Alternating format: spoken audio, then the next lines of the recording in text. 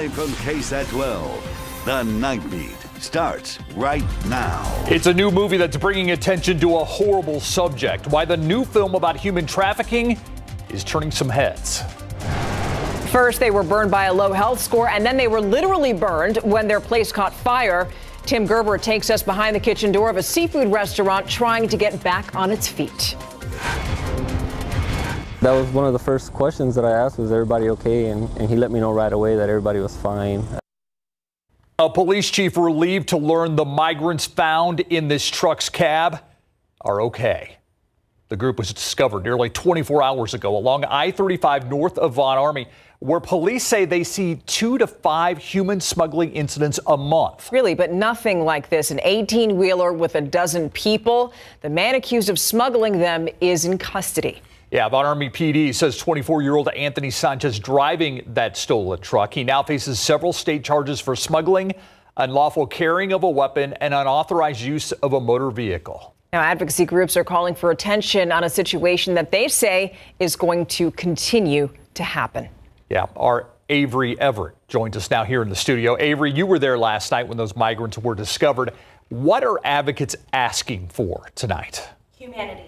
I mean, all those 12 migrants were taken overnight to a processing center that came just hours after officials found them all crammed into this cab of this truck.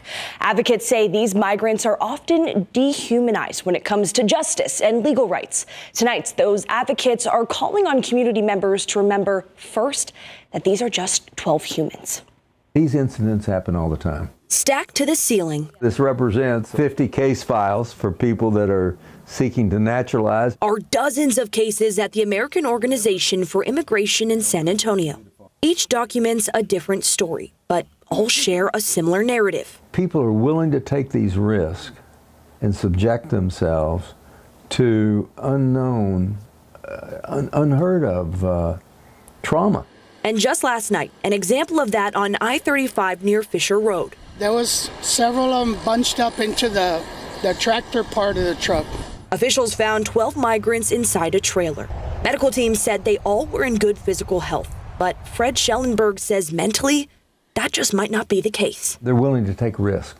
They don't feel they have any options. Dolores Schrader has seen a similar sentiment. They will continue to find a way to get here, and some of these ways are not safe.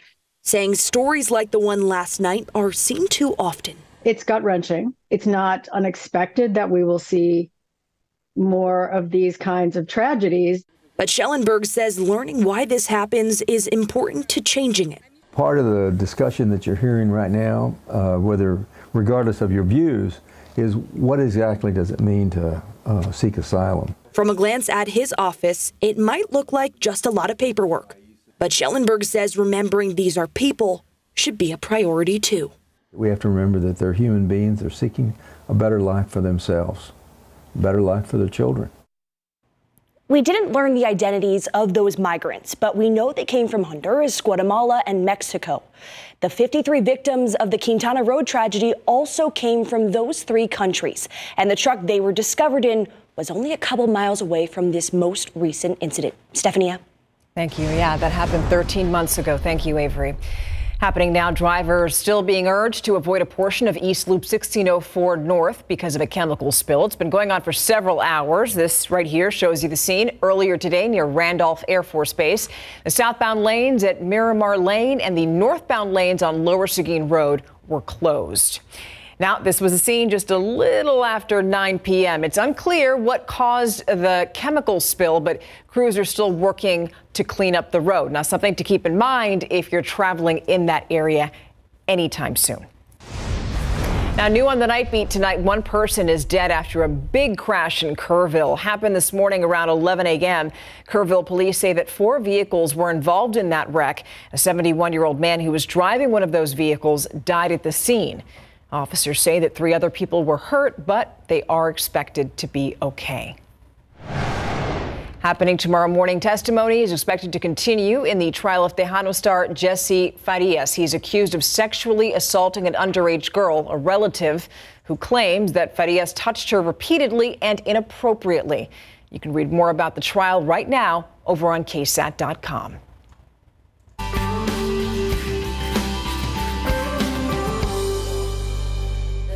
It's something a lot of us might take for granted, our mobility, being able to get around. There's a need in San Antonio, and you can help. Right now, we have a phone bank that's happening live where you can call in to donate to Project Mend. The number on your screen, 351-1363. Joined by Dexter Moon, the Chief Operating Officer of Project Mend. Talk about how this drive has been going so far. Oh, it's been amazing, Steve. Thank you. And we really thank our partners here at KSAT for helping us out. We've seen an uptick in calls. We had almost 200 extra calls come in today, just this afternoon, as well as we've had several folks show up at our dock with donations of equipment, which has been awesome today. So talk about what Project Mend is all about, and then I want to talk about a special event that's happening on Saturday. Yes, sir.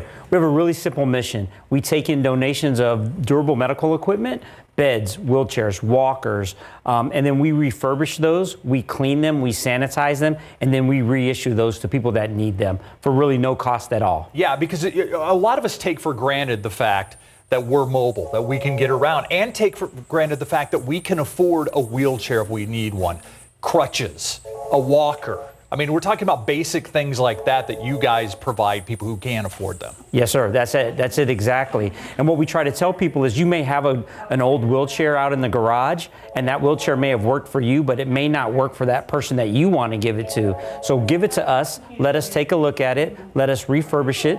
Let us then reissue it safely and sanitary to the next person. And now that piece of equipment has legacy. All right, so Saturday there's a big event going on at the Wonderland of the Americas Mall, and that's where you can actually bring old medical equipment if you want to, correct? Yes, sir, or anything. If you have medical equipment, CPAP machines, let us determine what we need to do with it. We just want to get it off your hands so that we can help our community. Project Mend, appreciate you guys. Thank you, sir. Dexter. Thank you. By the way, you can scan this QR code. It will take you directly to Project Mend's donation page. They're going to be here, by the way, till 10:30 tonight. Also, you can find more information on ksatcommunity.com. So now we want you to mark your calendars and pencil this in for next Wednesday at 6:30.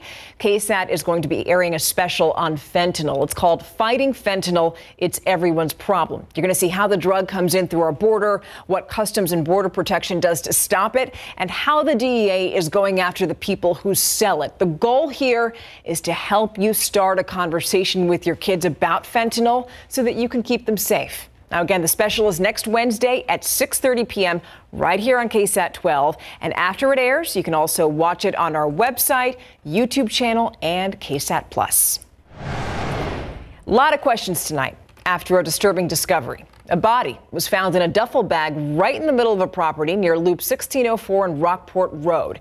And that's now the center of a homicide investigation. Bexar County Sheriff Javier Salazar says the remains are just not enough to indicate whether they belong to a man or a woman. They also don't know how old that person was or even how long the remains have been there. Money for shoes, purses, or other nice things. The Bexar County County Attorney's District Office says that all of those are being used as bait to lure teens into sex trafficking. Yeah, it's also the focus of this independent film in theaters that aims to raise awareness of the problem. As the Night Team's Patty Santos explains, it's prompted a local educator to take action.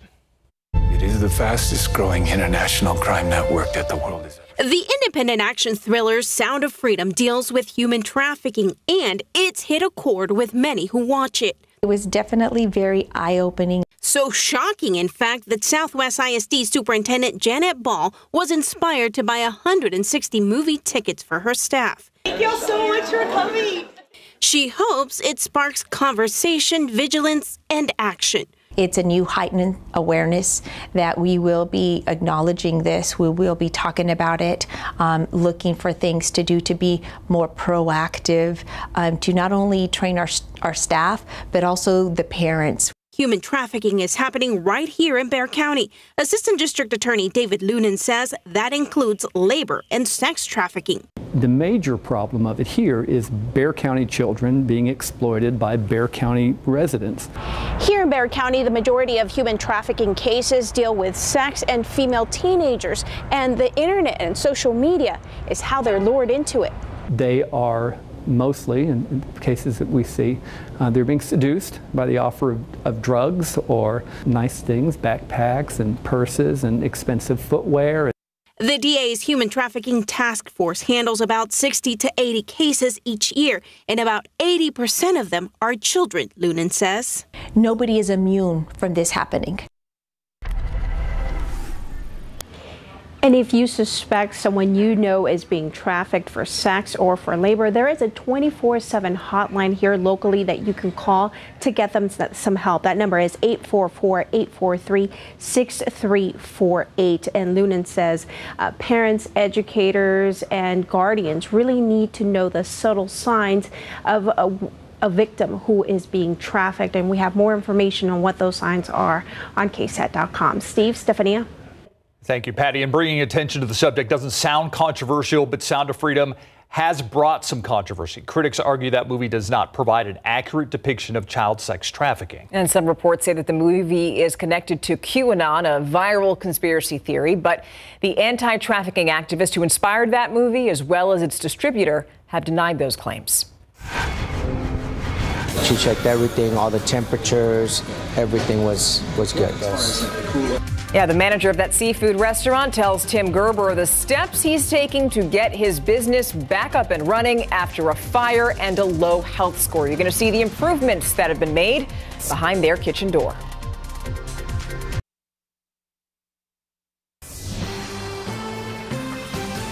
A seafood restaurant tried to get back on its feet after a fire last month and a low score on their recent health inspection. The manager tells the night team's Tim Gerber that they've made some big improvements behind their kitchen door.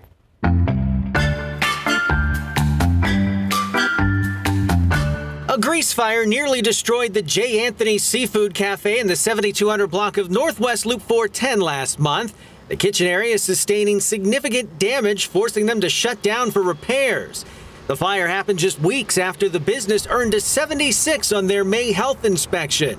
They were cited for not following proper cooling procedures, including food in a walk-in cooler that was 170 degrees. Raw fish and octopus were also above the recommended 41 degrees, which was a repeat violation. There was mold-like buildup on the soda fountain ice dispenser and nozzles. No one washed their hands. One worker did change gloves, but without washing. I stopped by this week to see how they're doing after the fire and the corrections they've made. Manager Johnny Cruz pointed out several improvements. We already put all the new ceiling tiles, the new lighting, just basic cleaning like up there. He's hoping to do better on their next inspection, which he looks forward to. It's a good thing, yes, because it keeps us on our toes. Taco Nando, located in the 2800 block of Nogalitos, got a 72 on their May inspection. The business cited for leaving chorizo sitting at room temperature for too long. Pork chops were stored in a cooler that was too warm. Food containers, racks, and shelves all needed to be thoroughly cleaned to remove grease buildup. A worker dropped gloves, picked them up, then handled cooked tortillas with bare hands. There was a small roach in a sink, and several areas needed to be cleaned. A re-inspection was ordered. This week, the owner said he's made the corrections. Damassi Mediterranean Buffet in the 100 block of Southwest Loop 410 comes in with a 78. The buffet cold hold was too warm. The buffet for the pizza wasn't hot enough. There was black mold-like buildup in the soda machine ice dispenser and soda fountain. Several sinks were not able to produce hot water. The kitchen area was in need of a thorough cleaning. They were re-inspected. Eva's Cafe Food Service in the 200 block of West Mitchell got an 80. A bag of vegetables had to be thrown out because of mold. Buckets of diced potatoes were sitting on the floor. The inside of the ice machine had rust-like residue, and an employee was seen making tacos with their bare hands. A re-inspection was ordered. For Behind the Kitchen Door, Tim Gerber, KSAT 12 News. All right, now we're going to go outside. Our live cam right here near our airport, 90 degrees out there right now. All right, it's been super hot. We all know this. However, we have a little bit of hope for some rain. A little glimmer of optimism as we head into the weekend. Still plan on more of us than not probably missing out, but a little bit of a trend in the right direction. I think that high pressure system is going to move west enough, just enough, to see a quick boundary move in, and that could spark up a few isolated showers and storms Saturday and especially into Sunday. We'll talk all about it, but first let's talk about what's been affecting everybody and what's going to continue to affect everybody as we get ready to wrap up the work week tomorrow and head into the upcoming weekend. It is the heat. 102 was our high today here in San Antonio, marking the 13th consecutive day where we have seen a triple-digit reading. Didn't hit the record, but of course we were well above the average of 95. That high pressure system, while it is going to move ever so slightly west, it's actually not going to go away completely, which means the triple digits are going to continue. But yes, a small rain chance does work back into the picture this weekend. So starting off with tomorrow, your KSAT 12-hour forecast. Like the past several mornings, it's going to be muggy out there, mid to upper 70s with a few morning clouds. We're going to see plenty of sunshine by lunchtime. Temperatures already climbing into the low 90s, 91 through the lunchtime hour, 95 by 1 p.m. and then into the afternoon with plenty of sun. We've got another daytime high around 102. You'll notice your heat index value not straying too far away from the actual air temperature today. We were able to mix in some slightly drier air this afternoon, which helped with those heat index values. I think we'll find that again as we head into our Friday. But you can see even this weekend, triple digits, more so into next week and potentially all the way through next week as well. But we do have that very small rain chance in the works Saturday and into Sunday. So here's what's going to happen. You can see we've got high pressure and control right now. Not a whole lot going on across the Lone Star State, but watch what happens into Saturday. That moves west, anchors itself over the desert southwest and closer to the Four Corners region, and that could crack the door open for just enough room to see a little boundary move in by Saturday. We've got about a 10% potential for a stray shower or two throughout the first half of the weekend, and then into Sunday, a slightly better potential. Again, it is not going to be for everybody. Need to manage expectations, but it's at least better than what we've seen over the past several days. So we'll see what we can find, because even into the beginning of next week, high pressure once again is going to strengthen, and those rain chances are out of the forecast yet again. So until then, low 90s right now, still plenty warm in and around the San Antonio area. Tomorrow, yes, we do have that forecast high of 102. If that verifies, that will tie a record, and then that's going to continue all the way through the weekend and even into next week. And also next week, that might be when we need to monitor for our next plume of Saharan dust. So we'll, of course, continue to keep you updated on that in the days ahead, guys. Thank you, Mia. All right, you know, it is a good time to be a UTSA athlete. Winning is contagious, and it also brings a lot of great stuff when you win. Like, you know, money buys a lot of great things, and people want to donate, people want to help out UTSA, and they are winning on the field in several different sports, and that has translated into winning facilities. We'll show you the newest, latest, and it is a year away from the big game, but head coach of the Aggies, Jimbo Fisher, is already talking Horns-Aggies rivalry.